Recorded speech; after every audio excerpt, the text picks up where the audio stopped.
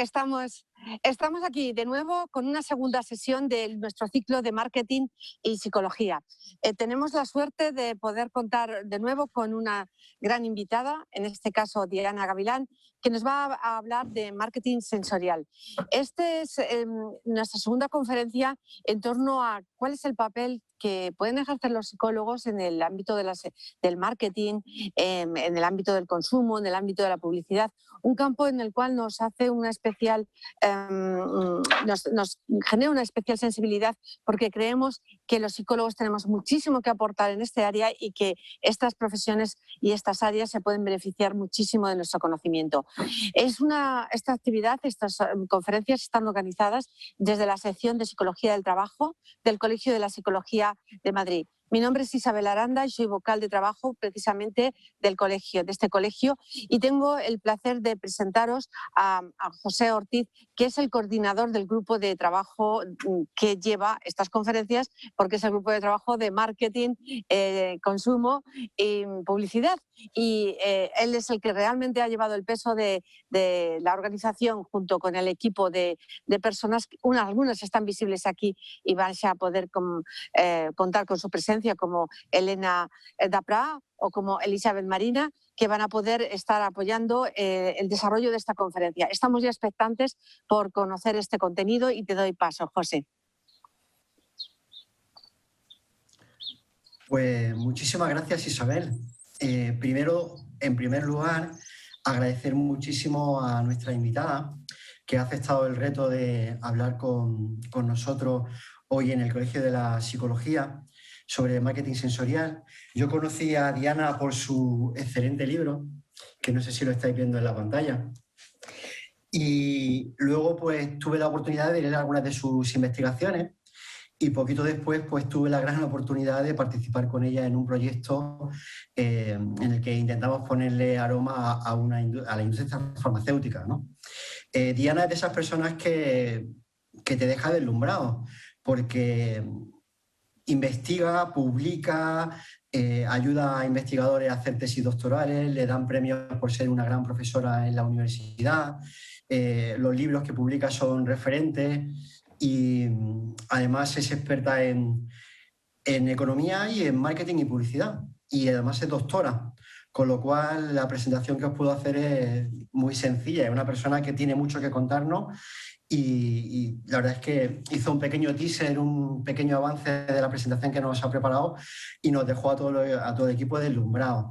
Tenemos el gustazo de tener además hoy a Lucía, que es una compañera del equipo. Ella va a estar en el chat junto a Elena Dapra, y va a poder recoger todas vuestras preguntas.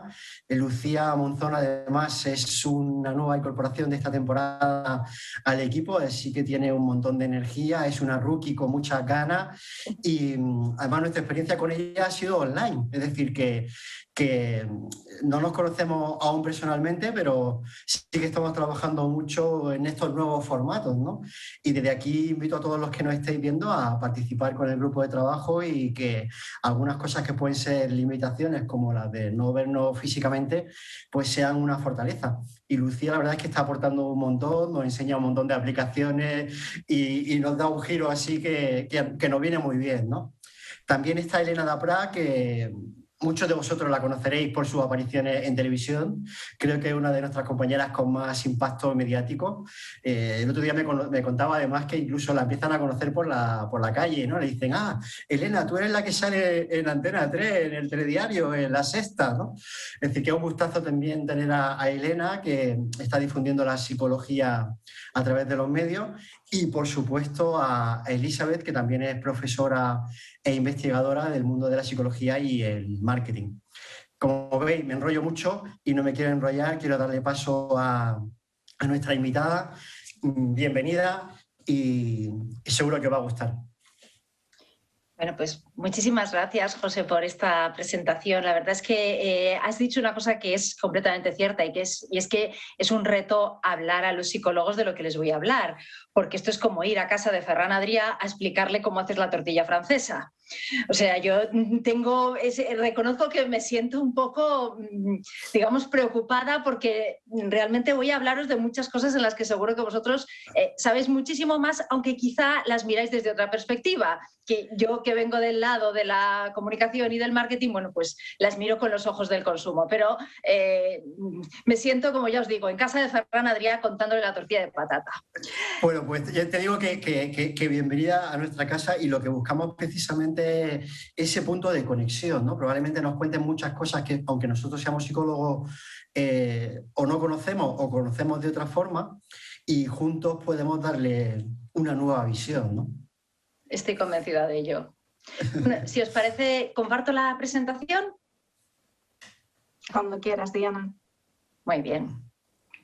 Bueno, yo os he preparado una presentación contándoos un poco, un pequeño recorrido sobre cómo veo yo el marketing sensorial.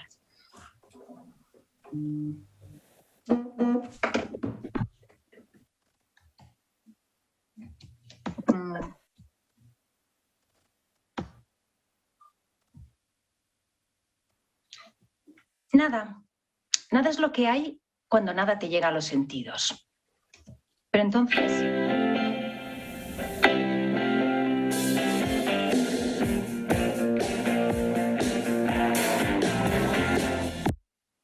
Lo sensorial es el origen de todo. Es una especie de chispa que cuando la captan tus sentidos produce toda una reacción en cadena. Lo sensorial te hace pensar, te hace sentir y sobre todo te hace actuar.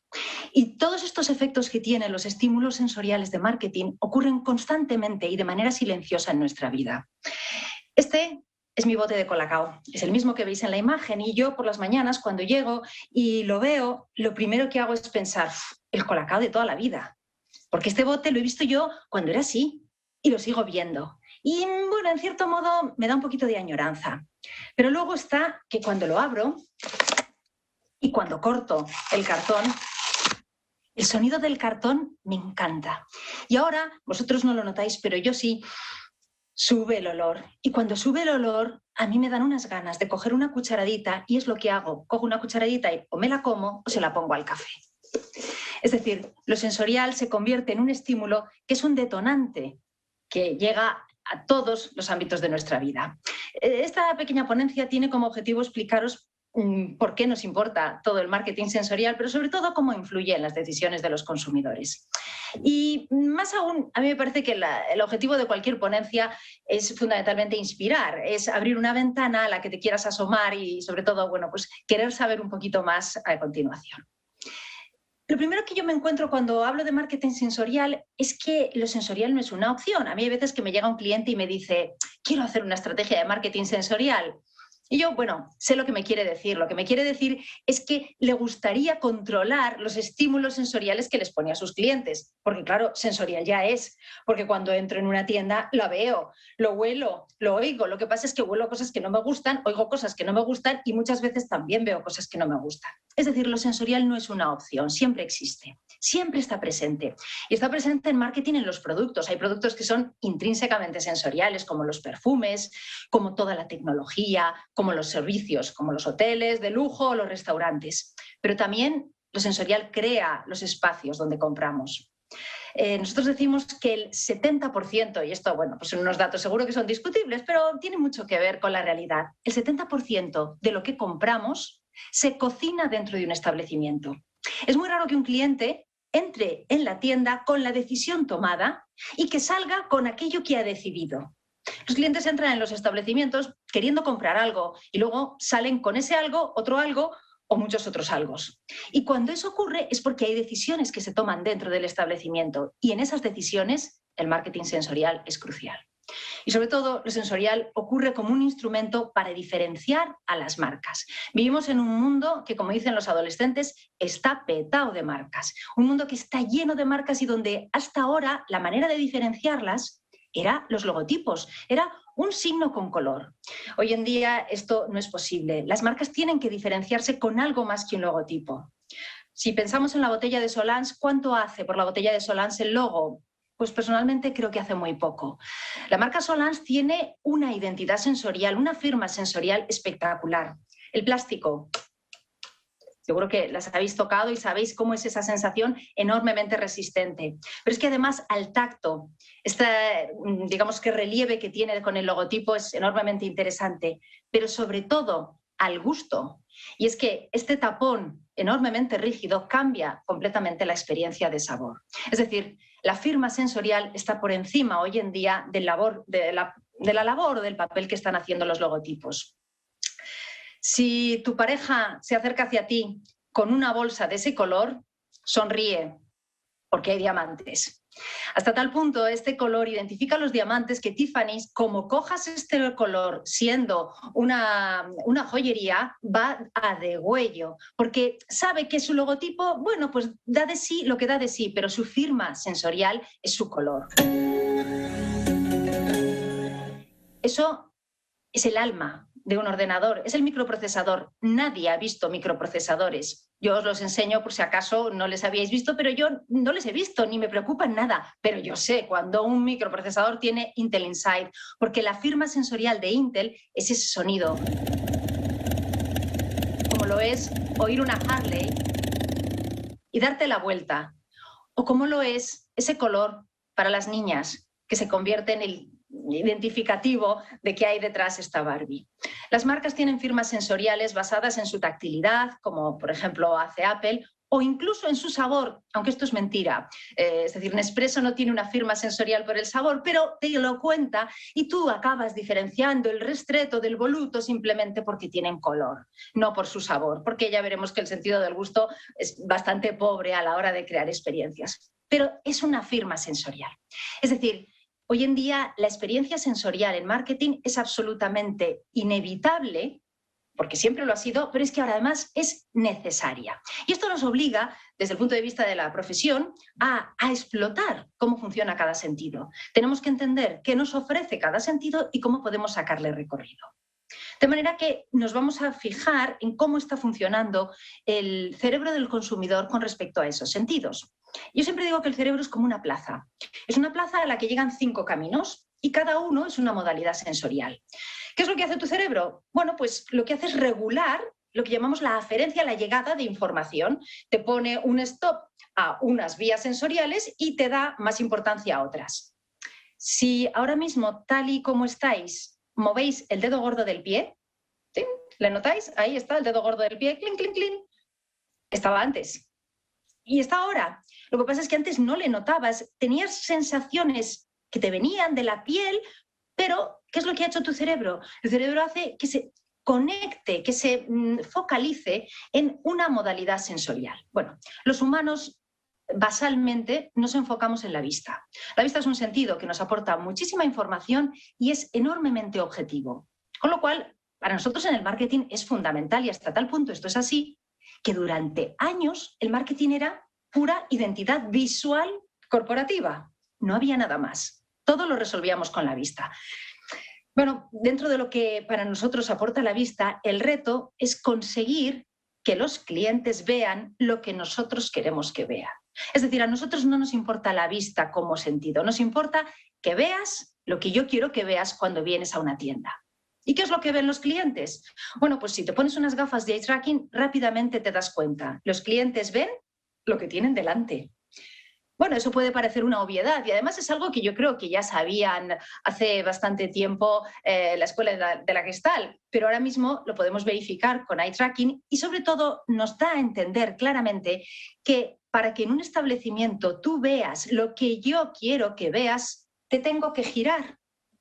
Es decir, todos los movimientos que nosotros le hacemos a un cliente en una tienda solo tienen como un objetivo crear nuevos puntos de atención. Si han seguido el camino de IKEA, habrán podido observar cómo en el itinerario IKEA, cada vez que te gira, te presenta un nuevo escenario, una nueva sorpresa, un nuevo wow, que es precisamente el objetivo. Cuando ya te tengo mirando delante, entonces eso me puede ocurrir en un lineal o me puede ocurrir en una pantalla del ordenador, lo que me doy cuenta es que los clientes miran donde quieren.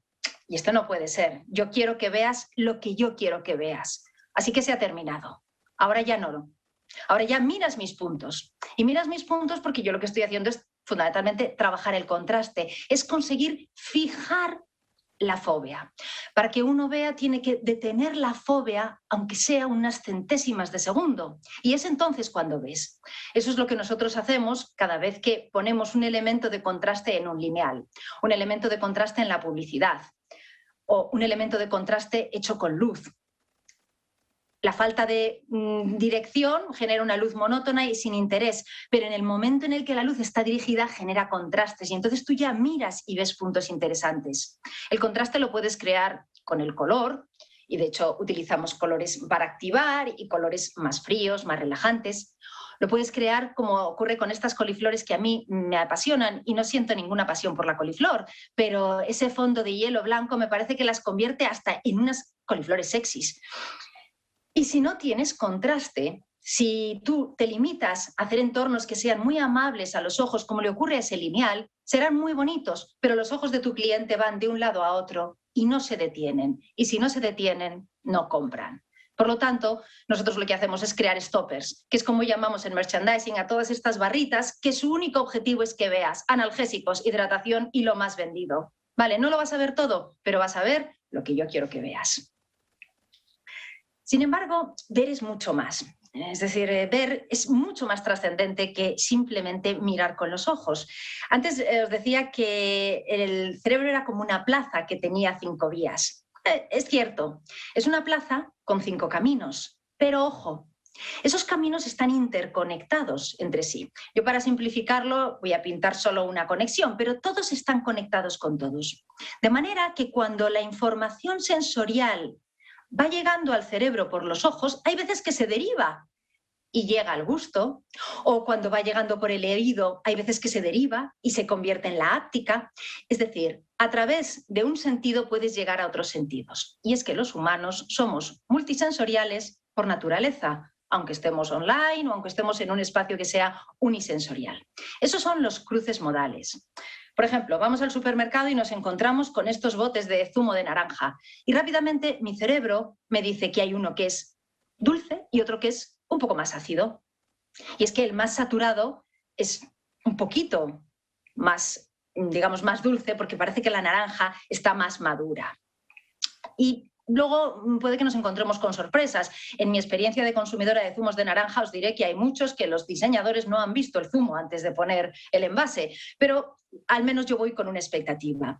Cuando los fabricantes de 7-Up subieron el amarillo de la lata de 7-Up, se dieron cuenta de que el consumidor se quejaba de que decía que la lata era más ácida, que había cambiado el sabor. ¿Por qué? Pues porque el consumidor veía el color amarillo y iba a consumir algo que era ácido y su cerebro verificaba lo que sus ojos le estaban diciendo.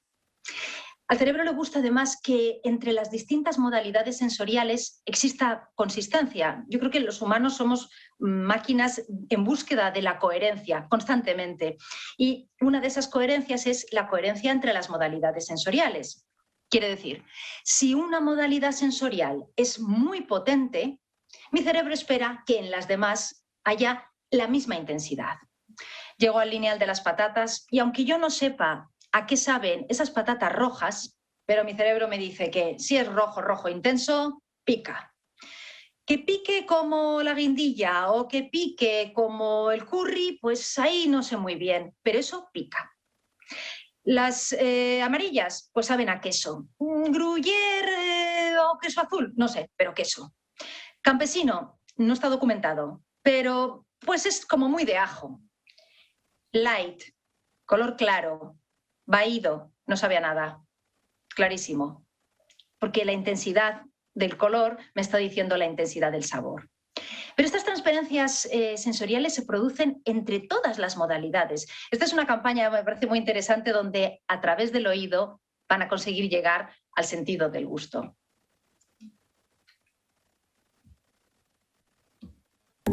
In a country of thousands of beer brands, without millions to spend, how do you become the top-of-mind choice among beer lovers? We invented a new way to drink beer, through your ear. Imagine a world where you can't drink beer whenever you want. Well, basically the world we all live in. You can't drink beer while working, or driving, or on the subway, or swimming, or jogging. The list can go on forever. That's why we at the Swedish beer brand Norrlandsguld Ljus decided to make it possible to enjoy beer with your ear and make that experience as close as possible to the feeling of actually drinking it. You hear that? That's your ear having a beer. Here's how it worked. We recorded our beer with the sound technology ASMR, Autonomous Sensory Meridian Response. ASMR is a euphoric experience categorized by a static-like or tingling sensation. It's also known as brain orgasm, and is basically sounds that make you feel good. Our ear beer was launched on Spotify, YouTube, and Apple Music, and even on limited edition vinyl. It also featured remixes by some of Europe's most popular DJs. Bueno, pues como veis, una interesante transferencia modal donde a través de nuestro oído nos hemos tomado una cerveza mientras escuchábamos la presentación. Bueno, pues ahora vamos a hacer que nuestro cerebro, que estaba muy concentrado en la vista y en el oído, cambie de modalidad sensorial. Como yo os decía antes, el cerebro humano, ¿vale?, es capaz de gestionar llegadas de inputs sensoriales de todas las vías, pero prefiere focalizarse. Y el problema es que la vista manda tanto que cuando queremos hacer lo que llamamos un switching sensorial, es decir, cuando queremos que el consumidor, en lugar de prestar atención a la vista, preste atención a otra modalidad, incluso necesitamos mandarle a nuestro cerebro un mensaje. Y el mensaje es cierra los ojos para que me pueda dedicar al sentido del oído o para que me pueda dedicar a cualquier otro sentido. Los sentidos tienen también una implicación cultural importante y eso para nosotros en marketing es significativo porque trabajamos con marcas que son globales o transculturales, de manera que el saber en qué medida un sentido nos permite llegar a todas las culturas o va a tener mucha implicación cultural es un factor a considerar.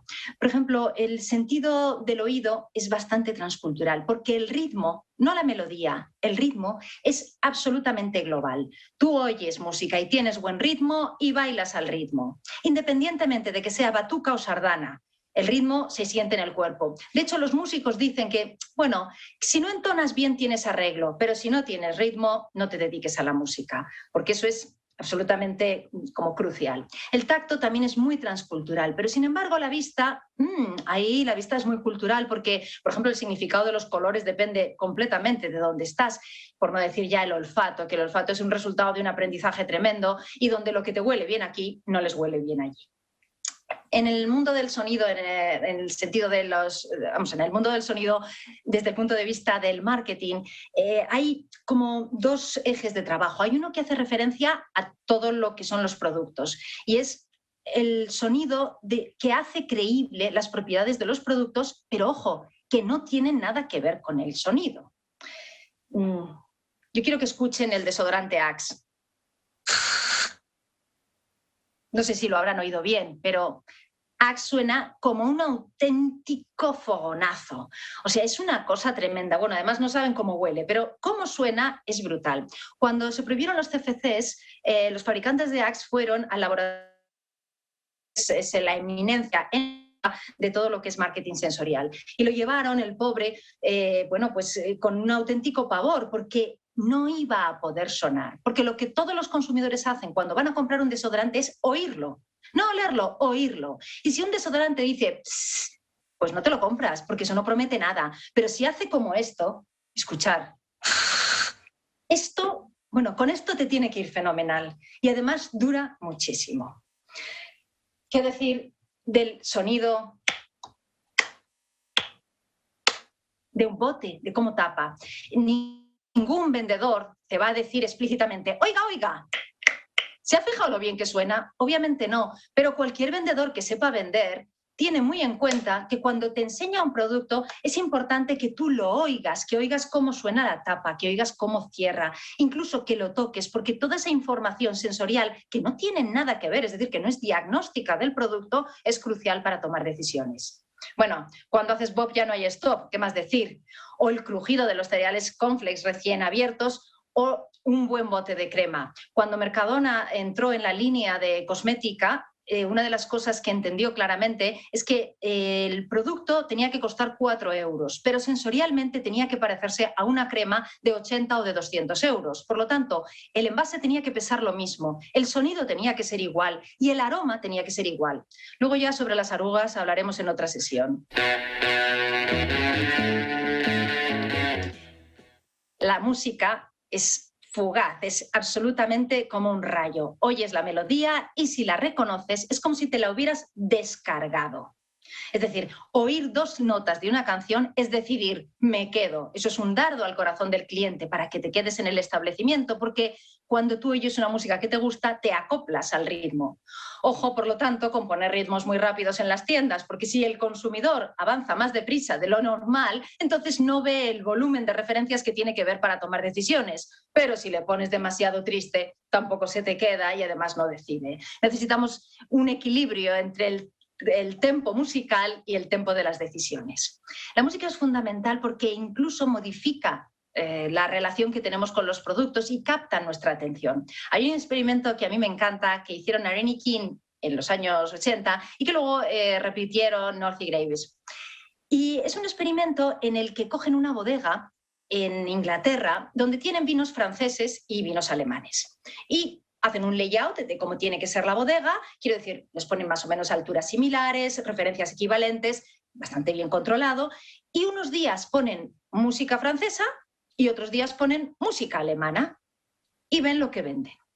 Bueno, pues eso fue lo que hicieron Irene y King y descubrieron que los días que ponían música francesa vendían referencias francesas y los días que ponían música alemana vendían referencias alemanas. Cuando North repitió este experimento, le añadió una parte, y es que en la línea de cajas, un encuestador le preguntaba, oiga, ¿y usted? Le preguntaba sobre distintos productos, pero uno de ellos es, ¿y el vino? ¿Por qué ha elegido esta referencia de vino? Los días que había música francesa, había gente que elegía, mucha más gente, significativamente, que elegía vinos franceses. Pero ¿sabéis lo que decían? No, es que a mí me gusta mucho el vino francés. No te decían, es que sonaba música francesa, simplemente decían, me gusta el vino francés o me gusta el vino alemán. Curiosamente, a los que les gustaba el vino francés iban los días que sonaba la música francesa y a los que les gustaba el vino alemán iban los días que les sonaba la música alemana. Bueno, la música cambia y influye en nuestras decisiones, pero esto del marketing sensorial se presta un poquito a la brujería y, bueno, no es raro encontrar en internet referencias que te prometen que con ciertos aromas vendes y que con ciertas músicas vendes. Yo creo que eso los psicólogos lo sabéis perfectamente, que los humanos somos mucho más complicados que una tecla a la que das y un consumidor que sale a comprar, porque les aseguro que si eso fuera así, estaríamos poniendo todo el día la música que sabemos que vende, pero no es así. El problema es que la música está completamente mediada, es decir, está intermediada por lo que yo siento. A mí me gustan los Stones y si yo no estoy en una tienda y suenan los Stones, yo me quedo. Me quedo por lo menos hasta que termine la canción. Y no solo me quedo, sino que escuchando 2 notas rápidamente me ha venido tal recuerdo positivo de mi juventud, del pasado, que me han puesto las gafas de ver bonito, lo que yo llamo el efecto me gusta. Y con el efecto me gusta, la ropa me queda, no sabéis cómo me queda. El precio me importa un comino, porque además yo me lo merezco. ¿Y qué vamos a decir? Si a vivir que son 2 días. Pero eso es solo el efecto de la música sobre mí, sobre aquellos consumidores en los que no es así, pues el efecto no es el mismo. Cuando vamos mi hija y yo de compras a Bershka, yo le digo, entra tú, y cuando hayas decidido, ya si eso paso yo y pago. Porque a mí en Bershka la música no me da ganas de comprar. Bueno, pues percibir es una cosa fantástica, pero hay algo todavía sensorialmente mucho más potente y es cuando en lugar de percibir, imaginas. Hace unos años unos nórdicos hicieron un experimento cogiendo una canción de los Beatles para ver de qué manera funcionaba el cerebro de los consumidores cuando le ponías una melodía que conocía, cómo se modificaban las ondas alfa en función de oír o de imaginar. Esto es exactamente lo que ocurre cuando vamos a un concierto multitudinario. Si vas a un concierto de estos grupos que llenan estadios, hay un punto en el que el grupo canta el tema. El tema es el tema que todo el mundo se conoce. Y entonces el grupo, cuando canta el tema, se calla. Y cuando se calla, tú imaginas y construyes. Y cambia completamente el ritmo de tu actividad cerebral. Se disparan las ondas alfa.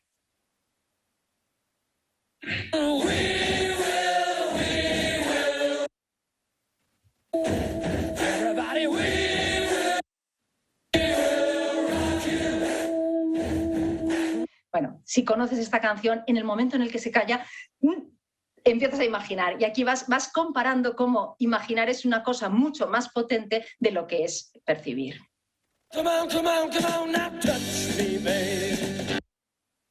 Bien. El mundo está fuera de nosotros y entra en nosotros a través de los sentidos, y una de las formas a través de las que entra es a través de las yemas de las manos.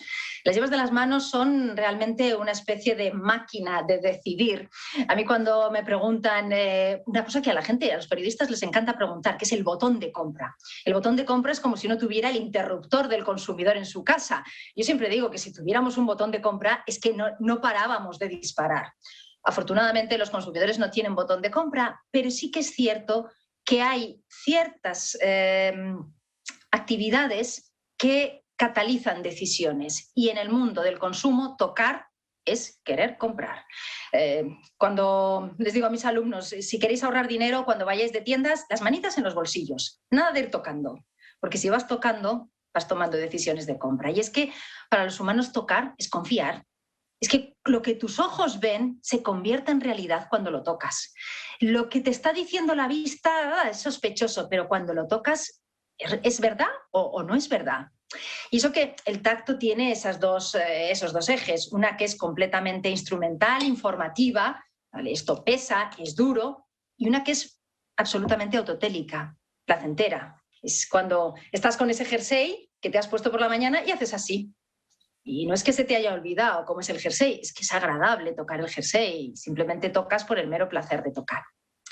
Y este valor que tiene el tacto para las decisiones, claro, nos plantea muchísimos retos cuando tenemos que vender moda, por ejemplo, online. Pero vemos cómo aquí los grandes de la venta de la moda, como por ejemplo Zara, que fue de las primeras marcas que entró en la venta online, lo hizo en el año 2009 cuando todavía no se vendía moda online, simplemente para aprender. Bueno, pues se aprendió muy bien la lección. ¿Qué hacer para vender zapatos que no te puedes probar? Pues nada mejor que multiplicar el detalle, es decir, darle tal sobredosis de imagen al consumidor que llega a un punto en el que tus ojos son capaces de evocar la textura que tienen esos zapatos. Sabes perfectamente, mirándoles, cómo es ese tejido. Incluso podrías notar casi hasta la dureza. Pero bueno, si no conseguimos compensarlo, siempre tenemos dos opciones en la parte de abajo, que son envío gratuito y devolución gratuita, que reducen el riesgo y por lo menos ayudan al consumidor a tomar esas decisiones. A mí me gusta mucho el sentido del tacto porque me parece que es mágico y está mucho menos estudiado que los demás. En el mundo del marketing el ganador siempre por goleada es el olfato, pero a mí me parece que la magia reside de verdad en el tacto. El tacto está lleno de aspectos fascinantes. Este es un experimento que hace Aradhana Krishna. Aradhana Krishna es una excelente investigadora. Si Charles Spence está en Oxford, Aradhana Krishna en Michigan es la gran investigadora en Norteamérica. Y ella estudia cómo influyen, por ejemplo, los recipientes a la hora de crear las sensaciones de sabor. Y estudia el efecto, pues seguro que todos lo habéis vivido en alguna ocasión, de qué malo es el vino en un vaso de plástico. Que no me des vino en un vaso de plástico que me sabe fatal. Bueno, pues ese que me sabe fatal es absolutamente falso. Lo que ocurre es que cuando bebes vino en un vaso de plástico, lo que haces es poner el plástico contra los labios y eso, si no es rígido, resulta enormemente desagradable. Como te produce una sensación como de desagrado, tú ese desagrado se lo transfieres al sabor y te sabe peor. Los catadores de vino, la gente que sabe mucho sobre vino, que casi con el olor ya han decidido, pero cuando prueban, incluso en un vaso de plástico, discriminan, porque saben lo que van buscando. Los consumidores normales, si nos das en un vaso de plástico, nos sabe mal. Por eso en restauración no merece la pena ahorrar en vasos, porque cambias completamente la experiencia del sabor. El tacto, como os decía, para mí está lleno de magia porque, bueno, pues nos conecta incluso con nuestro pasado más antiguo. En todas las culturas, por ejemplo, existe una creencia que dice que ciertas propiedades se transmiten simplemente por tocar. no por mezclar, sino por el contacto. Quiere decir que si yo acerco mi agua en mi vaso, bueno, pues las propiedades de la botella podrían transferirse al vaso. Esto parece una solemne tontería hasta que llegas a tu casa y guardas la comida. Y coges las latas de comida del perro y no las pones con las galletas. Y todo el mundo sabe que las latas de comida de perro no estallan. Pero nadie pone la comida del perro con la comida del bebé. No, la comida del perro hay que ponerla en otro sitio, porque solo ver la comida del perro junto a las galletas hace que las galletas no sean apetecibles. Y es que los productos que se tocan en mi cerebro se mezclan y esa mezcla es repugnante. Hasta tal punto un producto se contagia de otro que hice un TFG con una alumna, le dirigí un TFG a una alumna en la que estábamos trabajando sobre cómo se percibía la comida basura y sobre si esa percepción se podía modificar en función de cómo se hacía en la fotografía publicitaria. Y bueno, pues hicimos un experimento donde presentábamos estas hamburguesas que veis arriba, las de abajo que son más tipo bollo, y había un grupo que nos decía que la hamburguesa, les preguntábamos, ¿cuántas calorías crees que tiene esta hamburguesa? Más o menos. Y bueno, les dábamos unos intervalos. Como veis, hay una que tiene 500 calorías y otra 600, una 550 y otra 500. Hay una diferencia significativa en calorías. ¿Por qué? Por el vecino. Porque es que las naranjas adelgazan a las hamburguesas y los helados engordan a las hamburguesas. Porque para mis ojos la percepción no es limpia, está contagiada y está contagiada por el vecino. Y esta proximidad de los vecinos llega incluso a influir en nuestras decisiones de compra cuando las hacemos sobre una pantalla o con un ordenador. Y hoy en día estamos todo el día delante de un ordenador, pero cuando elegimos comida, y este es un experimento muy, muy interesante, si elegimos comida con un ratón, realmente lo que toca la comida es el cursor. Nosotros tocamos el ratón y esta distancia que ponemos entre lo que queremos y el ratón hace que seamos capaces de mantener bastante bien la racionalidad. Pero cuando estamos en la tablet y elegimos con el dedo, el hecho de tocar la opción que nos apetece dispara las respuestas hedónicas. Se llama el efecto tacto directo y es el efecto de distorsión que se produce cuando al elegir tocas sobre una imagen o sobre un botón que está muy cerca de esa imagen. Curiosamente, si alejas en una misma pantalla táctil, si alejas completamente el botón de la imagen, entonces el efecto desaparece. Se produce simplemente porque sientes casi como que estuvieras tocando aquello que deseas. Ojo que McDonald's ha cambiado la forma de elegir y ahora eliges en pantalla.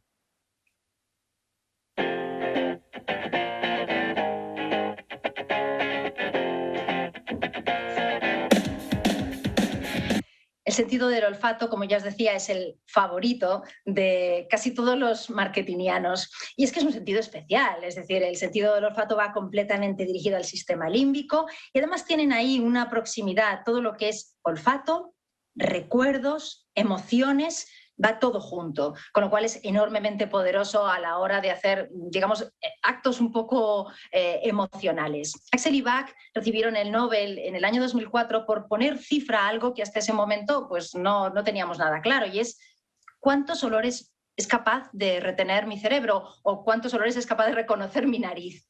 10.000. Ahí queda.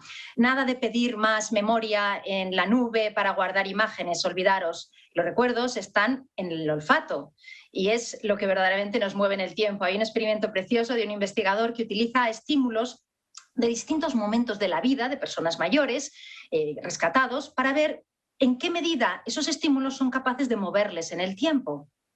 Y de repente se da cuenta que con imágenes pues va uno muy bien hasta la adolescencia, la música te lleva hasta la adolescencia, la preadolescencia, pero cuando huelen, el olor les hace llorar, porque les lleva a la más tierna infancia. Y eso es lo que hay detrás del jabón de Marsella, que era el jabón lagarto de nuestra abuela. Es decir, el olfato genera recuerdos constantemente y hace que recordemos propiedades que incluso no tienen nada que ver con las características de un producto. Es decir, un experimento en donde a unos consumidores se les da a pintar con unos lápices. Unos lápices que no huelen y de colores. Luego se le da una segunda caja de lápices aromatizados a madera, algo bastante coherente en un lápiz de madera. Y se les deja que pinten y ya está, y se le va. Y al cabo de una semana se les pregunta sobre qué recuerdan. Y se recuerda que había unos lápices que pintaban muchísimo mejor.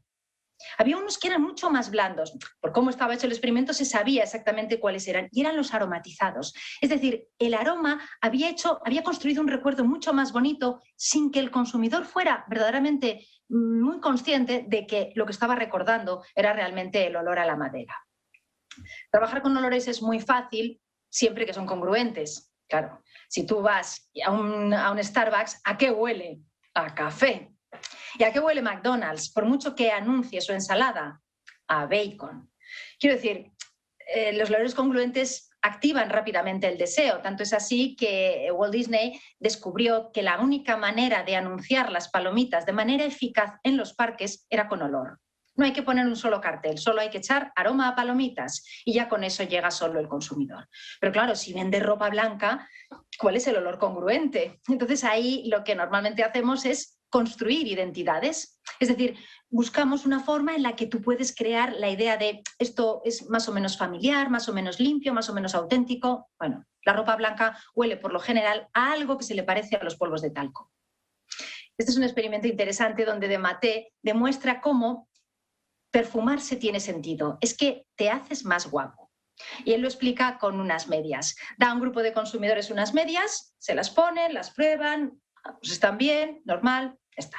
Luego les da un segundo par de medias para que se pruebe. Y este segundo par de medias está aromatizado, suavemente, no una cosa llamativa.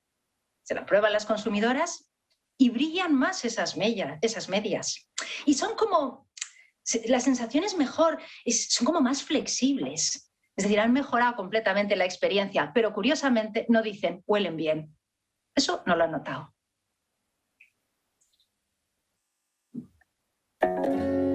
A taste of honey, tasting much sweeter than wine. Bueno, pues nos vamos al sentido del gusto, el último de nuestros sentidos y para mí el menos marketingiano, porque si bien es cierto que la gastronomía es una experiencia absolutamente multisensorial, es decir, no es 5 sabores, que es la pobreza que tiene el sentido del gusto, sino 5 sabores por 10.000 olores, por 250 colores, por no sé cuantísimas texturas, es decir, eso es realmente la gastronomía, pero en lo que a marketing se refiere, bueno, pues aquí digamos que el efecto es distinto, no es cómo aprovecho yo el gusto, sino que nuestro reto es cómo construyo yo el gusto. Porque el sentido del gusto es un sentido que se elabora a base de expectativas. Hay unos caramelos muy interesantes en los cuales el color está alterado con el sabor. De manera que tú coges el de limón y dices, voy a tomarme un caramelo de limón. Y resulta que lo pruebas y dices, pues limón, limón no es, pero no sé qué es. Y es que le han cambiado el color al sabor, con lo cual tú tienes que recolocarte. Esto es difícil de probar, pero es muy sencillo de experimentarlo si coges yogures de sabores y alguien amablemente te quita las tapas y tú te dedicas a probar los yogures de sabores. Vas a descubrir que el yogur de sabores sabe a lo que dice la tapa, que ahí es donde verdaderamente descubres cómo es el sabor de ese producto, porque si no ves lo que pone la tapa, cuesta mucho saberlo. En realidad, por lo tanto, los productos, en la mayor parte de los casos, a lo que saben es a marketing, saben a envase, saben a lo que te dicen el envase, que es capuchino, cremoso, crujiente, extra largo, una serie de expectativas que cuando tú ya pones el producto en la boca, ya es que tu cerebro te está diciendo ¡qué cremoso es! Pero si lo estoy viendo en el envase, si me lo están enseñando. Es decir, solo verifica. Tanto es así que Charles Spence invitó a sus estudiantes a un experimento con M&M's. Separó la clase en 2 grupos y a un grupo le dio M&M's de chocolate con leche. Y al otro grupo le dio M&M's de chocolate negro. Y les pidió a ambos grupos que contaran cómo era el chocolate, de intenso, de sabroso, etc. Bueno, pues el grupo que tomó M&M's de chocolate negro les sabía mucho más a chocolate, significativamente más. El único problema fue que todos tomaron M&M's de chocolate con leche. Es decir, la experiencia del sabor estaba completamente guiada por lo que ya se les había dicho. Esto es lo que vas a tomar. Bien, pues moraleja de todas estas historias. Yo tengo 3 conclusiones. La primera es que lo sensorial es la chispa que pone el mundo que te rodea dentro de ti. Segunda, y es que nosotros en marketing construimos experiencias sensoriales explotando todo aquello que nos ofrecen los sentidos. Y la tercera es que el entorno, el mundo está lleno de estímulos de marketing, y tus sentidos nunca se paran, no se detienen, constantemente captan información sensorial. Muchas gracias. Let's go! Ay, oh! Let's go! Ay, oh! Let's go! ¡Let's go! Muchísimas gracias, Diana. La verdad es que he disfrutado un montón viendo la presentación, y además me ha recordado un montón de muchos proyectos en los que he tenido la suerte de participar. Me he ido tomando algunas notas, ¿no? Y cuando decías que algo que huele bien aquí quizás no huela bien en otro sitio, os puedo contar que bueno, pues he tenido la suerte de estar trabajando a nivel de marketing olfativo en Europa, también en África y sobre todo en Medio Oriente. Y era muy interesante, ¿no? Cuando teníamos briefing con algunos clientes, ¿no? Y les preguntaba, bueno, ¿y tú a qué quieres que huela tu marca? Y nos decían, pues quiero que huela elegante. Y decía, vale, elegante. ¿Y qué significa para ti elegante? Y te planteaba la situación de que elegante en Arabia Saudí o en Dubái no tiene nada que ver con elegante en Noruega. Y algo que nos dimos cuenta, además, intentamos monitorizar e incluso crear tablas de percepción, fue con la intensidad. Y nos dimos cuenta que la intensidad de un aroma en Noruega, por ejemplo, o en el norte de Europa, no tiene nada que ver con la intensidad que nosotros consideramos apropiada en España, y ni mucho menos lo que tiene un cliente por normalidad en países como Arabia Saudí o Dubái o Qatar o Bahrein. Y nos dimos cuenta que teníamos que introducir un corrector, y era que a una intensidad 1 en España o en Italia había que introducir un 0,5, es decir, bajar la intensidad a la mitad en los países del norte de Europa para que lo percibiesen como una intensidad aceptable en una tienda. Y curiosamente, preguntándole a los clientes de Medio Oriente, teníamos que multiplicarlo por 4 para que dijesen que la intensidad era apropiada. Es decir, que alguien que está acostumbrado culturalmente a vivir en Medio Oriente, lo que a nosotros nos gusta que huela, por ejemplo, a chocolate cuando entramos a una cafetería, se tiene que multiplicar por 4 en esa zona.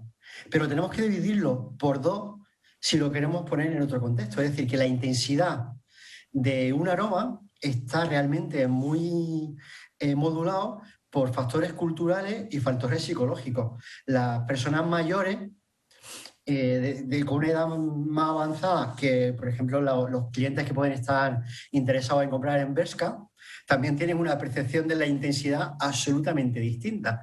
Y si le pregunta a un cliente de Bershka qué es elegante, o le pregunta a un cliente de Tiffany qué es elegante, los que nos dedicamos a marketing, y traducir eso en percepciones, sensaciones de olores, la verdad es que es muy, muy, muy interesante. Y creo que hay tanto vosotros que tenéis ese background de experimentación, de investigación, y los psicólogos podemos hacer un equipo muy, muy potente. Diana, a mí me gustaría, bueno, puntualizando y reseñando estos aspectos tan importantes, ¿no?, que nos estáis diciendo en relación a esas variables culturales, ¿no?, y psicológicas. Pero vemos además que me ha gustado también mucho que tu exposición, ¿no?, estas píldoras que nos has ido dando, están evidenciadas. Es decir, tú eres doctora, haces ciencia, ¿no?, investigas, y de hecho nos has puesto esas reseñas, esas citas, ¿no?, y has citado a los autores. Coméntanos un poquito, perdónanos así, porque son preguntas, claro, obviamente que recogemos de índole general y bueno, entendemos, ¿no?, las personas que nos acompañan, tal, pero sí alguna sugerencia en relación a esa investigación. Por un lado, por ejemplo, si podemos asociar una modalidad de marketing sensorial a un sector concreto, ¿vale? ¿Cuál es la tendencia más, ¿no? A lo mejor el olfativo a no sé qué, el tacto, ¿no?, a otro tipo de sector. No te estoy entendiendo muy bien eso último, perdona. Vale, nos preguntan, estas son preguntas de los alumnos, ¿vale? De mi universidad, exactamente, y hay dos cuestiones. Una relacionada con la investigación, ¿vale? En relación, ¿cuál es la tendencia a nivel de la investigación, ¿vale? ¿Con qué medios, con qué metodologías, con qué instrumentos trabajáis, ¿no? Exactamente a nivel de la investigación.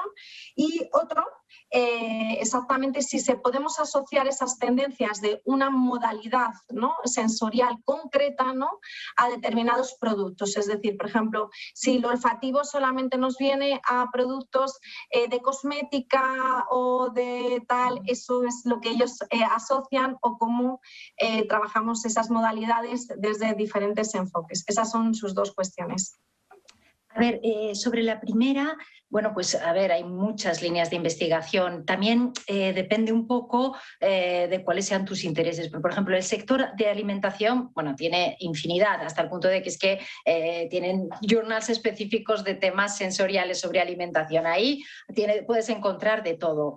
El sector de la moda, pues lo mismo, es otro que también tiene muchísimo desarrollo. Y el sector de la tecnología también. Pero curiosamente, por ejemplo, temas de tacto, pues que en tecnología son enormemente importantes, bueno, pues todavía son moderadamente investigados. En cuanto a herramientas y metodologías, bueno, pues evidentemente depende mucho de los medios de los que dispone el investigador. Claro, si tienes dinero, pues puedes hacer olfatorio, que es bastante complicado, y puedes hacer cosas muy complejas en visual, pero si no, pues muchas veces te ves obligado a tener experimentos más básicos en los cuales, bueno, pues trabajas casi con la propia, o bien la conducta observada del consumidor o datos autorreportados. Y en ese caso, bueno, pues como quien dice, por ejemplo, nosotros, que tenemos pocos medios, pues hemos hecho muchas cosas en experimentación, pero simplemente basándonos en estímulos visuales o bien en pequeños ficticios que tú le haces a un consumidor. Pues trabajamos en temas digitales con el visual, ¿vale? Pues eso es manejable, pero siempre, en general, siempre en modo experimental, y luego, bueno, pues ya en función de quien tiene más herramientas, pues evidentemente las pone en funcionamiento. Pero llama mucho la atención que las grandes estrellas en investigación, que son Charles Spence en Oxford y Aradhana Krishna, no tienen detrás grandísimos equipamientos. Lo que tienen es un saber hacer experimentos que solo los tenéis los psicólogos. Es decir, no son de mucha paquetería, son gente que sabe perfectamente cómo tiene que hacer un experimento rigurosamente para testar una mediación, para testar una moderación, bueno, para hacer modelos de moderación muy complicados y muy bien definidos. Claro, Diana. Aludes a nuestra profesión, exactamente. ¿Cómo ves esa interdisciplinaridad? ¿Qué presente y qué futuro tenemos, ¿no?, exactamente en ese sector, ¿no?, en donde, bueno, ¿cuál es tu experiencia, ¿no?, profesional o como docente, exactamente, en compartir con otros colegas, ¿no?, de otras disciplinas, y qué aporte tiene cada uno? A ver, a mí me parece que Perdona un segundín, Elizabeth, es que me he dejado otra cosa antes, que hablabas de si había algún sentido más conectado con una modalidad u otra, y yo creo que no. A ver, al consumidor le parece que la botella de Solán es azul. Vamos a ver, al consumidor y al que no es consumidor. Pero detrás de la botella de Solán no solo hay una botella azul, hay áptica, hay sabor. Quiero decir, una cosa es lo que es muy visible en un producto, pues como os decía antes en esto, pues sí, el olor de la crema Nivea, no, pero hay acústica. Es decir, los buenos productos son sensorialmente eficaces en todas sus modalidades. Y la tendencia es hacer buenos productos muy multisensoriales. Muchas gracias. De hecho, Apple llamó al iPod Touch, un aparato que era para oír, le llamó iPod Touch. ¿Por qué? Porque estaba experimentando con el touch, porque sabía que el mundo iba por el táctil. Y luego me has preguntado sobre la multidisciplinaridad. Ahí te diría, es la asignatura pendiente de la Academia Española. Nosotros somos de nuestro despacho. Es decir, en España, cuando tú investigas, tienes un despacho con una puerta cerrada y ahí ya no se te escapa nada el conocimiento, pero lo tienes cerradito. No sé si lo he explicado claro. Fenomenal, Diana, muy elegantemente además. Bueno, nosotros te agradecemos en ese espacio, ¿no? De hecho, estas experiencias no parten, o sea, parten de nuestro colegio, ¿no? De nuestros colegiados, de nuestro grupo en este caso, ¿no? Y de los demás grupos tan maravillosos que tenemos en el colegio, pero obviamente, ¿no? Estáis, bueno, participando expertos en el ámbito, ¿no? Y creemos en esa interdisciplinaridad y en esa multidisciplinaridad. O sea, que bienvenida en eso y espero que te hayas sentido así. Sí, sí, no, vamos a ver, a mí me parece un honor hablar a psicólogos de temas de marketing sensorial, porque si hay una disciplina que los de marketing, digamos que admiramos, o sea, nosotros tenemos dos referentes, uno es la economía, que, bueno, pues los economistas son gente respetable, y otras son los psicólogos, que también sois respetables, pero que es que además sois científicos, Sí. porque a nosotros la ciencia no nos viene de la economía. No. Es decir, el background científico de alguien de marketing, cuando tú publicas en comportamiento del consumidor, los papers que te lees no son de economía, son de psicología. Uh-huh. Que son los que sabéis hacer, los que habéis aprendido a medir, los que habéis aprendido a entender cómo es el consumidor, y nosotros pues lo que ahí vamos es a ver qué pillamos. Uh-huh. Y Diana, creo que Lucía ha rescatado una pregunta muy interesante del chat que te va a lanzar. A ver cómo la podemos plantear aquí en un equipo multidisciplinar. La pregunta sería, ¿cómo podemos aplicar el marketing sensorial a la venta de servicios de psicología? Es decir, ¿en qué envase venderíamos los psicólogos nuestro producto? ¿En qué estantería y al lado de qué otros productos lo podríamos poner? Vamos a ver, es que no es un táctil, estamos hablando de un servicio, pero yo creo que ahí, es decir, sin ser un táctil, yo creo que para el mundo de los servicios, como para la sanidad, como para la restauración, como para todos, lo que te venden es un espacio. Es decir, un hospital se vende por una recepción. Cuanto más mármol le metas a la recepción, más curan tus médicos. A ver, entendedme. Quiero decir que a mí me parece que lo que yo esperaría de un servicio de asesoramiento psicológico es que me vendan un espacio donde yo quisiera ir, donde me inspirara seguridad, donde cuando yo entrara me relajara y empezara desde el olor, que no tiene que ser, como decía antes perfectamente José, no tiene que ser un olor llamativo, pero tengo que sentir esa super experiencia. Pero eso ya ocurre cuando he llegado, pero antes de llegar, ver el sitio, me parece que es un muy buen envase. Uh-huh. Otra de las preguntas que hacen ahora que nos cuentas esto es acerca de la utilización de aromas en las consultas, porque Beatriz, que es la persona que lo plantea, dice que hay muchas personas que son sensibles a los olores sintéticos. Entonces, si tú lo recomendarías, o sobre todo en consultas de psicólogo. A ver, yo recomiendo el olor siempre que no sea el protagonista. Teniendo en cuenta que además los olores tienen un nivel de adaptación brutal.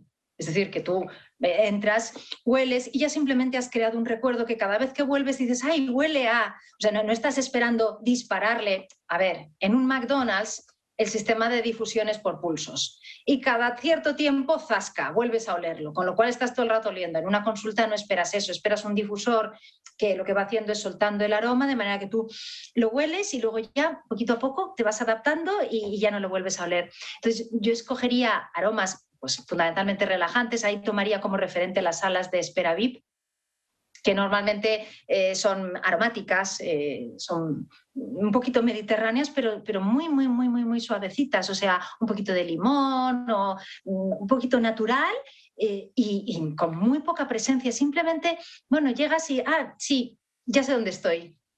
Y ya me relajo, pero nada más, no... Uh-huh. Diana, hay una cosa muy bonita que has ido diciendo, ¿no? Porque nos has hablado en nuestros términos y te lo agradecemos, hemos hablado de creencias, hemos hablado de expectativas, pero también has aludido una y otra vez a esos recuerdos de la infancia, ¿no? Y el marketing lo utilizáis mucho, ese conectar con vuestro niño interior, ¿no? Ese volver a la infancia, aquello, ¿no? que te sabe y que te hace, y además ese niño interior que se motiva, que quiere ser mejor, ¿no? Porque todos de pequeños tenemos eso, ¿no? De cambiar el mundo, de ser tal, luego no sé por desgracia, donde algunos pierden todo ese entusiasmo y esa maravillosa cuestión, ¿no? Pero exactamente cómo unimos todo eso, y lo has explicado genial, ¿no? Porque además en diferentes targets, incluso en la vejez, ¿no? O en la senectud o en los seniors, ¿no? Ahora también, como les decimos, cómo conectamos eso, ¿no? Cuánto de importante también son esos recuerdos olfativos, ¿no? Para generar esa identidad, ¿no? de marcas. O sea que parece que el marketing sensorial está en todas esas P's, ¿no? Que tenéis vosotros, como en todos los procesos que vais construyendo, ¿no?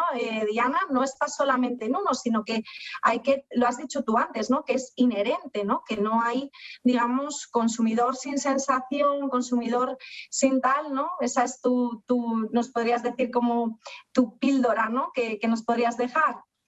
Bueno, yo creo que hay otra vuelta de tuerca todavía más aún, y es que en las épocas en las que hay cierta inestabilidad y cuando los consumidores estamos en un momento de inseguridad y de las cosas como que no están claras, entonces al consumidor le gusta mucho ir al pasado, la nostalgia. La nostalgia se vuelve un valor en alza, el vintage. ¿Por qué hemos vuelto a sacar la Vespino que teníamos en piezas en el garaje? Porque nos devuelve a una época en la que, eso lo has relatado tú fenomenal, a esa etapa de la infancia. ¿Por qué nos hemos visto Stranger Things? Porque hemos vuelto a los 80. ¿Por qué hemos vuelto a los tambores de Colón? Hace unos años Ariel rediseñó de nuevo los tambores de Colón. Es decir, todo lo que es nostalgia en el marketing es un filón, porque sobre todo en épocas de incertidumbre, el consumidor, va en plancha hacia productos que le recuerdan a periodos en los que las cosas eran, más seguras, más confiables, mientras que miras hacia adelante y dices, uy, no veo nada, pero atrás es mucho mejor. O sea que el tema del recuerdo es un tema con muchos brazos, y por eso el jabón Marsella, vamos a ver, jabón Lagarto rediseñado, pues es eso, es volver a la casa de mis abuelos. Y encima ya paquetizado como Marsella, que es mucho más glamuroso. Esa huella de memoria, ¿no? Claro. Conecta muy bien, Diana, no sé si lo estáis viendo en la industria del automóvil, ahora que se está reinventando con los coches eléctricos, pues dentro de poquito sale el Renault Super 5 Turbo, que es un coche mítico de los 80 y 90, pero en versión eléctrica. Van a sacar casi todas las marcas sus modelos de los 80 y 90, tipo Stranger Things, pero en versión eléctrica. La conexión que hay con esos recuerdos idealizados, ¿no? Creo que cada vez son más importantes, y además los coches eléctricos no suenan, no se oye el motor, pero sí suenan las puertas al cerrarlas, y tienen un montón de aspectos emocionales que hay que llenarlos de vida, porque al final tenemos que seguir vendiendo coches y desplazándonos de un sitio a otro, y las marcas están tirando ahí a tope. Lucía, Elena, no sé si estáis viendo por ahí alguna pregunta interesante. ¿Le queréis hacer alguna pregunta, algún reto, algún juego a Diana? Ya vamos cerrando. Tenemos casi 1 hora y pico ya de intervención de Diana. A ver, Elena, cuéntanos. Yo sí. Bueno, Diana, me ha encantado la presentación, eso, el primer punto. De hecho, me ha evocado uno de los primeros programas de radio que hice yo, que era, claro, yo utilizo mucho la psicología de la imagen, y me hicieron un reto que era hacer un programa de radio para gente ciega hablando de fotografía. Y entonces lo titulé Escuchar la fotografía, ¿no?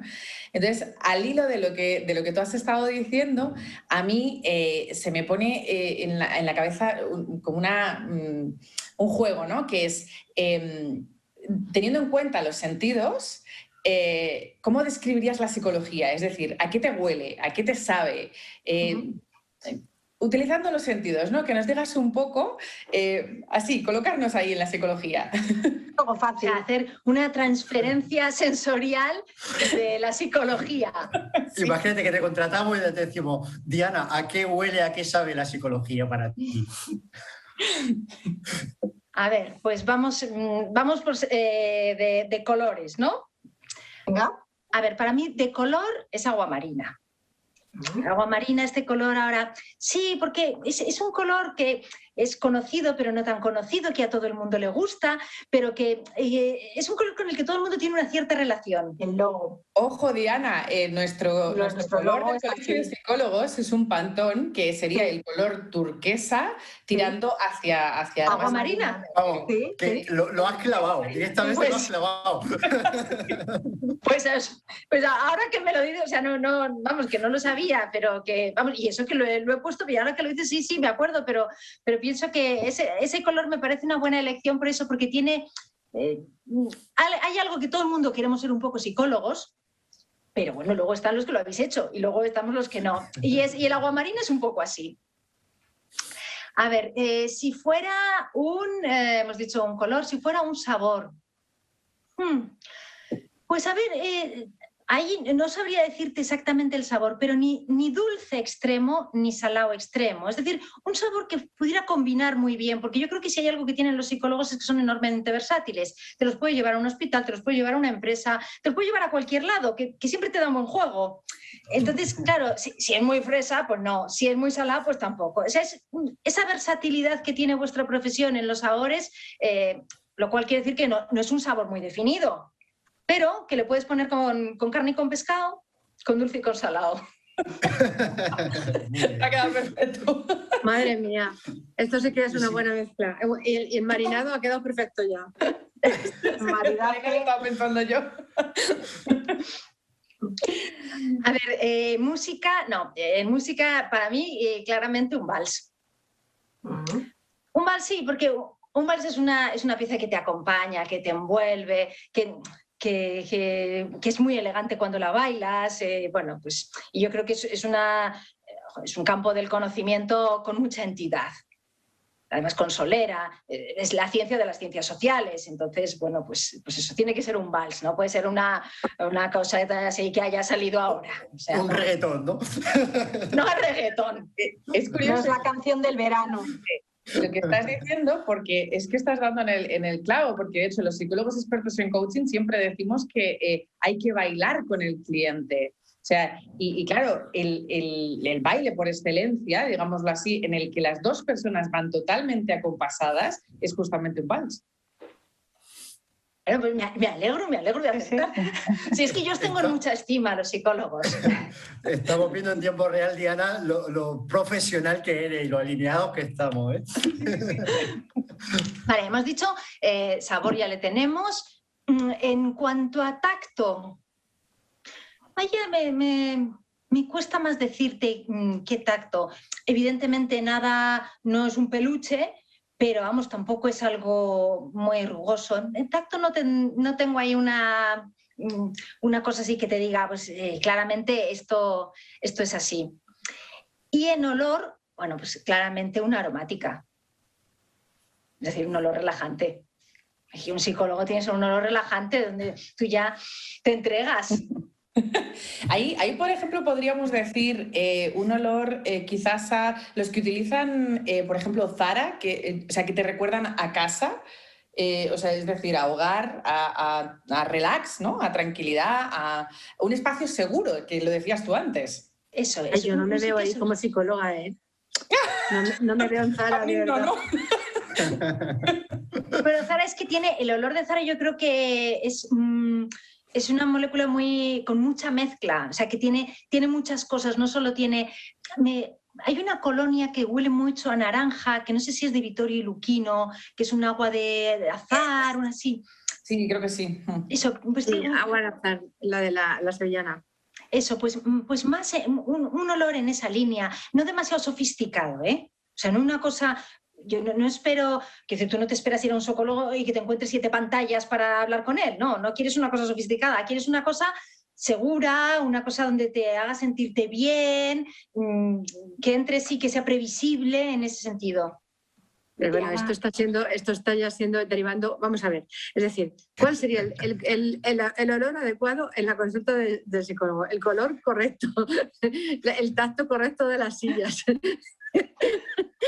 Isabel, para nosotros... La tarjeta que le demos o que le vamos a dar también que toque. Para nosotros como psicólogos es un juego muy interesante, creo, también para investigar las expectativas que se tienen sobre nuestro servicio y también que nosotros seamos capaces de definir los valores y la identidad que queremos transmitir a través de nuestros servicios con la conexión que tengamos con los clientes. Yo creo que Diana está jugando muy bien a este juego y es el juego que jugamos normalmente, ¿no? Cuando se hace en este tipo de briefing, que al final vamos a jugar a definirnos y a saber cómo queremos que nos perciban los clientes. Yo le voy a poner el último juego, no sé cómo vamos de tiempo, José, pero bueno, pues, creo que es jugar. Vamos a preguntarle a Diana. Diana, ¿te apetece jugar a un último juego? 5 minutitos más con nosotros. A ver, sí, es fácil, voy a saber. Es muy sencillo, Diana. Es si pudieras elegir, ¿no? Exactamente, acompañarte, ¿no? Exactamente de una disciplina, ¿nos elegirías para ahora, por ejemplo, hablar, ¿no? Y lograr nuevos canales, nuevas sinergias, ¿no? Donde esos estudios que nos estás hablando y demás se puedan participar, ¿no? Desde esa interdisciplinaridad que hablamos.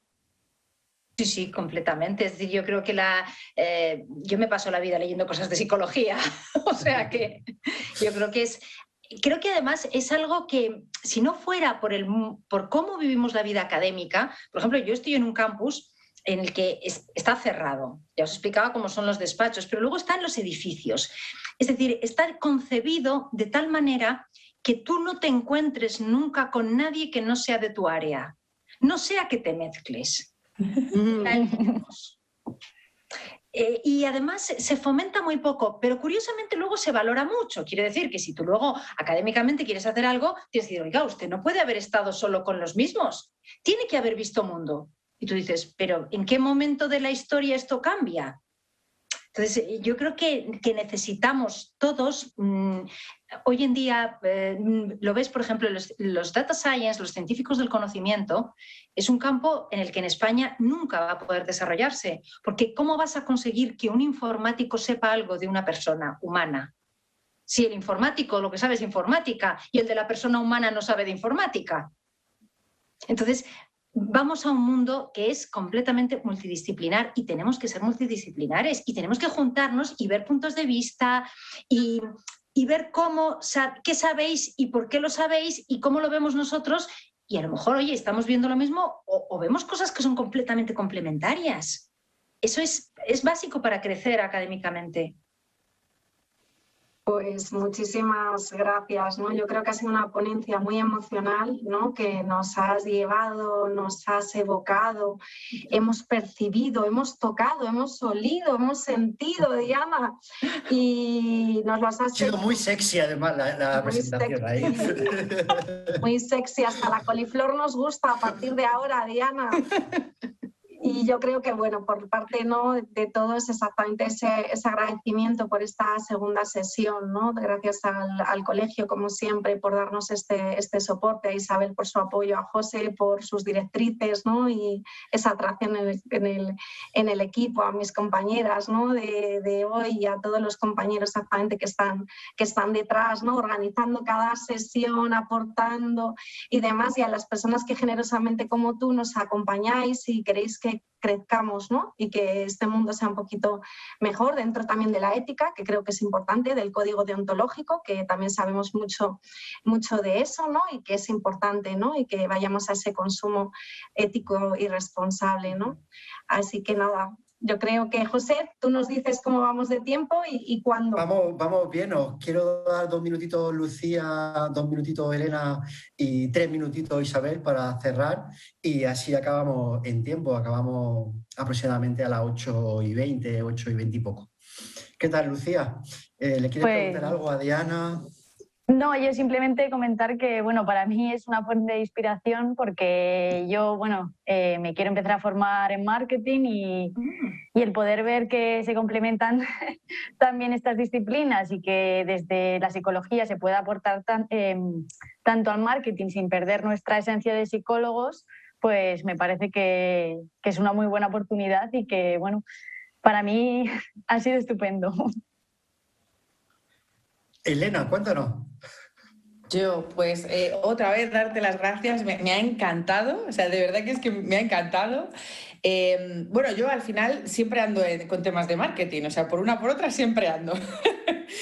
y me ha hecho gracia el cómo he hecho un recorrido entre pues, lo que te decía, ¿no? Ese programa de radio y cómo incluso, por ejemplo, el juego que te he dicho a ti sobre la psicología, yo es algo que es un ejercicio que pongo en sesiones individuales me refiero, a mis clientes para que aprendan de ellos mismos.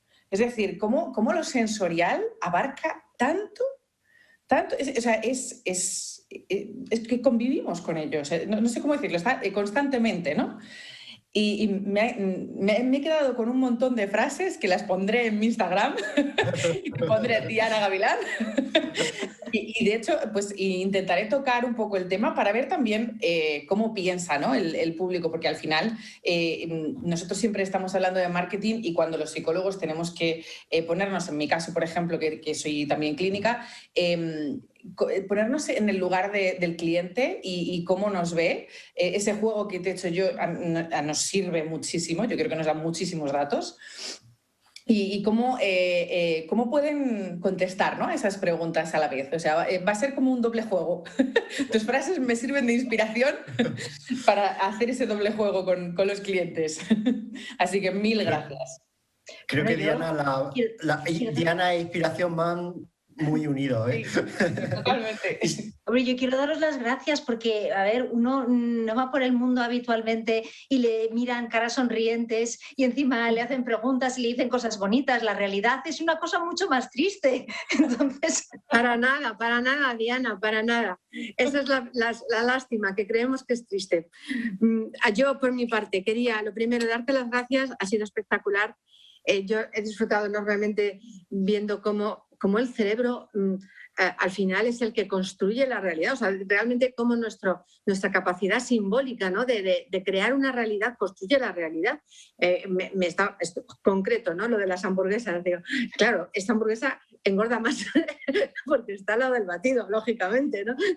Entonces, es decir, ha sido precioso, ¿no? Entonces, entender cómo las personas necesitamos conocer muchísimo más de nuestro propio funcionamiento, de cómo pensamos, de cómo sentimos, de cómo elaboramos la información, lo que tú dices, porque es que al final es que no hay una realidad, es una construcción que hacemos de la realidad, una interpretación que hacemos.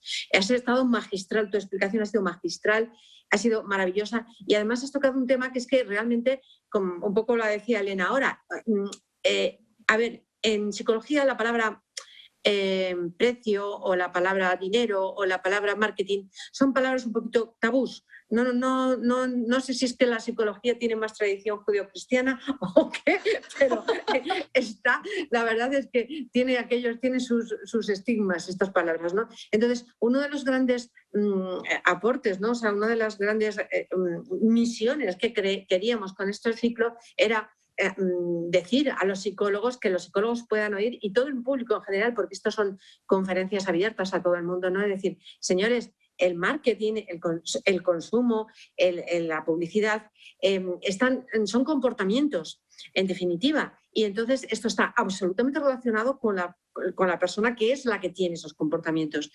Merece la pena que entendamos cómo se unen, cómo se vinculan y que las nuevas generaciones de psicólogos puedan apasionarse como nosotros hemos hecho hoy contigo, apasionarnos con yo quiero aportar aquí, yo quiero trabajar aquí, yo quiero desarrollar, desde luego además otra palabra que ha salido muy importante para nosotros desde un punto de vista ético, que en psicología tenemos, bueno, pues mira, lo llevamos como muy bandera, que tenemos un código ético, sé que en marketing existe también, pero nosotros lo tenemos como, vamos, como una necesidad absoluta y creemos que cualquier comportamiento que se haga de fomentar un consumo o una conducta, pues tiene que tener un rigor ético, ¿no? Eso desde luego. Y quiero, claro, sacar una palabra que a mí me encanta, que conozco gracias precisamente al trabajo que ya se ha hecho en este grupo, que es la de prosumidor, ¿no? Ahora somos consumidores con valores, por valores, ¿no? Por adición a lo que la marca representa o lo que la marca puede adherirse, ¿no? En cuanto a principios y valores con la vida, ¿no? Bueno, pues este ciclo, la verdad es que sí empezó bien, empezó muy bien, la verdad, con Psiquia. La verdad es que ahora contigo, Diana, bueno, ya no sé cómo decirlo, es que es maravilloso. Creo que es uno de los mejores ciclos que yo he podido ver en mi vida, en serio, en cuanto a contenidos, frescura, calidad de presentación.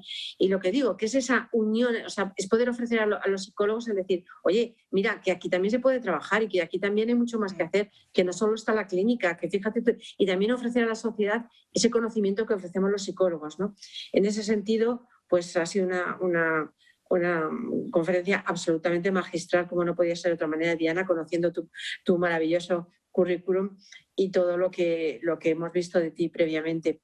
Y bueno, por último, me queda simplemente deciros, señores, estimados asistentes y estimados visualizadores de la conferencia a posteriori, que sepáis que tenemos 2 más preparadas. O sea, si las 2 primeras han sido buenas, preparaos con las 2 siguientes. La próxima es el 27 de mayo, que es con Joaquín Rodríguez Blanco, va a hablar de marketing interno. Atención, gente de recursos humanos, os vais a enterar de todo lo que sabemos los psicólogos y todo lo que podemos hacer para precisamente poder tener una buena employer branding y poder también tener una experiencia de empleado adecuada, ¿no? Y luego el 24 de junio ya vamos con el bañador puesto en esas fechas, esperemos, pues entonces hablaremos de marketing deportivo, que queda, bueno, que en esas fechas queda bien. Y lo hará Ramiro Laera, y que también vamos a conocer pues qué es lo que, este vínculo, ¿no? Este trabajo, este maridaje, a mí me encanta esta palabra, este maridaje entre lo que es entre la psicología y todo lo que puede ofrecer y dónde se puede aplicar. Porque es que al final hemos tenido unas miras muy estrechas, tanto los psicólogos como la sociedad, en pensar que la psicología es solamente pues la atención en patología, y no, señores. La psicología es el conocimiento de la persona, y esto es en todas las áreas donde están las personas y donde pueden estar. Ahí está la psicología. Muchísimas gracias, Diana. Ha sido fascinante. Ojalá podamos contar contigo nuevamente y disfrutar de todos, bueno, de todo del show. 30 segundos, resumo un poquito el chat. Y terminas tú, por supuesto. Diana, lo que nos están contando las personas que están viendo tu ponencia es que muchísimas gracias, que les encanta, que les encantas y que por favor, que quieren más, que quieren que nos hables de marketing experiencial, que saben algunos que sabes también mucho de ese tema, así que espero que sea la primera de muchas que hagamos juntos. Eso digo yo. Espero que sea la primera de un futuro, que construyamos. Hay una frase que a mí me encanta, ¿no? Que es que el futuro lo construimos. Bueno, pues venga, vamos a andarlo y vamos a construir el futuro. Contamos contigo, Diana. Estupendo, muchísimas gracias a vosotros, de verdad. Un gran abrazo. Muchas gracias. Adiós. Hasta luego. Adiós. Chao.